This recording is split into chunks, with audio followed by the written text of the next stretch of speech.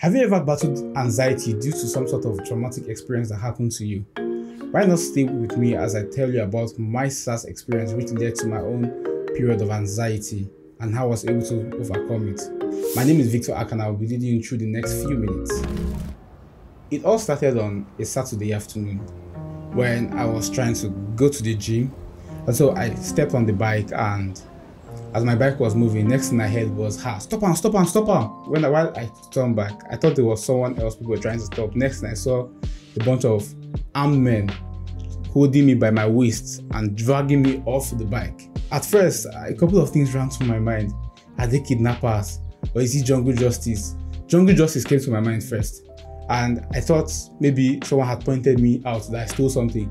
And the first thing that came to my mind was, hello boys. I said, hey God, they should not burn me alive. They were dragging me and then they threw me into a moving bus. As soon as I got into the bus, I looked back, I saw a guy in black. And as soon as I saw that guy, I knew, okay, it was SARS.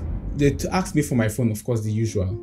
Started going through my WhatsApp messages. I think they went through my Gmail. Yeah, I think it was my Gmail. We went through my messages, got to my WhatsApp, checked for certain keywords, right? I'd never felt so violated. Basically, when someone has so much access that you didn't give, right? And you feel so powerless about it, right? I think that was exactly how I felt. They went through messages asking me who is this person, who is that person, type certain keywords, and searched my pockets, emptied my wallet. The funny thing is, all through this time the bus was moving, and so I told them, sir, please, this is not where I'm going, so I don't know where you're taking me to. And then one of them replied and said, just calm down, let us do what we want to do. And so while they were going through my pockets, they went through my wallet, and then they discovered my ID card. Back then I used to work for a bank, right? And so as soon as the guy discovered that I was a bank staff, he signaled the other guy with his eye, and then they dropped me off, right? And at that very moment I was confused. Should I go back home or should I go to the gym, which was where I was trying to go initially? I was so angry. I felt a mix of different emotions, right? I felt harassed, I felt angry, a whole lot of things. But I decided to go to the gym to burn off some steam, right? And then try to cover it up. Now, prior to this, when I hear SARS harass this person, harass that person, I always say, what was his hairstyle? What was he wearing? Did he have tattoo? Things like that. But after it happened to me, I'm a low-cost guy. I dressed modestly, and yet I was still picked up and harassed, right? And then I realized that sometimes you don't just pray that you're not in a situation where you have no power over, right? Sometimes it's really not the victim, it's really the person who's doing the harm. I suffered from anxiety, and what this means is that whenever I was trying to pass routes where policemen were, I'll typically try to avoid their route. So for instance, if I know a police officer or police people would be at a certain checkpoint between 12 to 5, and I had to do something, I'll do it before 12, I'll do it after 5. And then if I try to, see that they are not there, I'll try to use a longer route, right? And when I use a longer route, if I still meet police unexpectedly, I'll notice that I start to sweat, I start to feel really fidgeted, I'm literally shaking. And when I see them, my heart skips. Sometimes it's like I can't control, my whole body. It's like I need to use the restroom or something, right?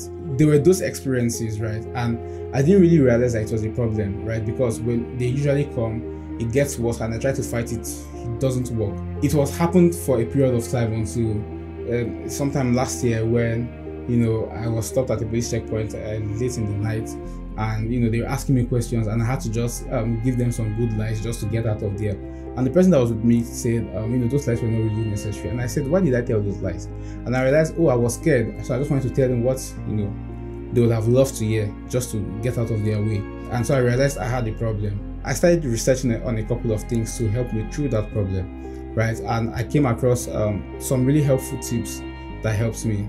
A social psychologist, James Panbecker, who said this. He said that when a huge blow has happened to you psychologically, the side reaction that usually follows it, sometimes when it's life-threatening or so, is anxiety and other different patterns, right? And so this is where the mind works, right? And anxiety in this case is really just a trigger that you're scared of something that would happen based on something that happened before, right? And so your brain has what you call trigger alarms, right? Trigger alarms are things that subconsciously your mind is scared of, right? So those trigger alarms exist so that when certain things trigger your past experiences, different bouts of emotions and hormones begin to come, that you suddenly lose control of yourself, right? And because they come subconsciously, they come at their own free will, it sends you hiding back into that dark corner that you were initially scared of being at, right? And so it feels like they have power over you, right? And so the trick normally would be to try to confront your own fears, to try to confront your own darkness, to try to face your demons and possibly slay them or let them slay you. But basically that is the key to getting control back. And one of the ways he proposed getting control back was to articulate your thoughts, right? I mean, the whole idea is to, rather than wait for your anxiety to come attack you in the face, right, at unexpected time, especially when there are triggers that cause them to come at you, rather than that, face your anxiety at your own preferred time or at your own decisive time. And so he suggested writing on a sheet of paper, articulating your thoughts, writing how you feel, raw emotions, raw thoughts, raw feelings, writing everything that happened.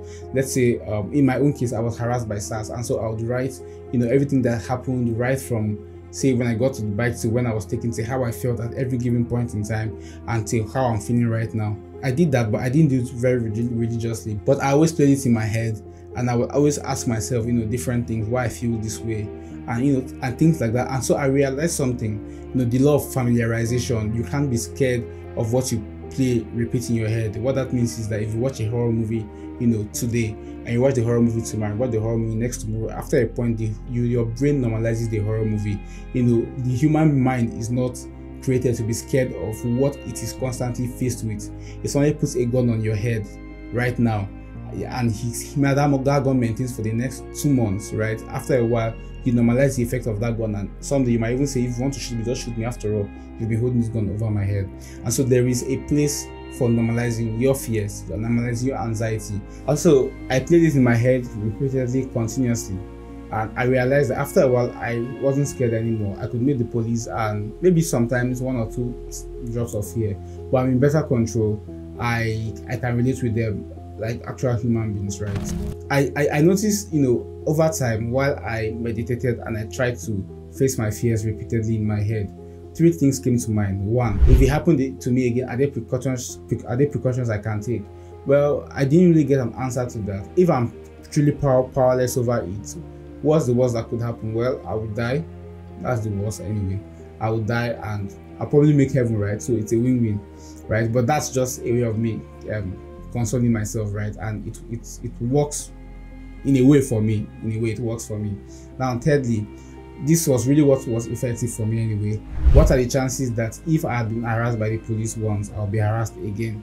Chances of repeat occurrence of say traumatic experiences for individuals are low. What that means is that if you've had an accident once in your life, what are the chances that you're going to have an accident more than once in your life, right? Especially extreme accidents, right? Chances are really low. Finally, I wouldn't let the misbehavior of someone who doesn't matter to me, live rent free in my head, right? And so if you want to live in my head, you have to pay for it, right? It's not free, because I'm sure the guy does not even remember what he did to me, so why should I put it in my heart, right? And these simple steps really helps me move on. Learn to write your thoughts, articulate your thoughts, basically face your own fears, right? Or you can play them repeatedly in your head. Sooner or later, your brain begins to ask you a couple of questions which you begin to find answers to make you feel safe. These are the ways I felt safe, right? In your own way, you would ask yourself questions which will make you have a feeling of safety. And over time, your brain normalizes that fear, that experience, and you might not necessarily completely heal, but you wouldn't have anxiety springing up on you, as random. You basically normalize your trauma and become stronger for it. You're going to slay your demons, right? And so these are the steps I took, and I hope that by listening to this, you can draw out a thing or two and apply to your own lives, right? Thank you so much for staying this long with me. I'll see you next week. Bye.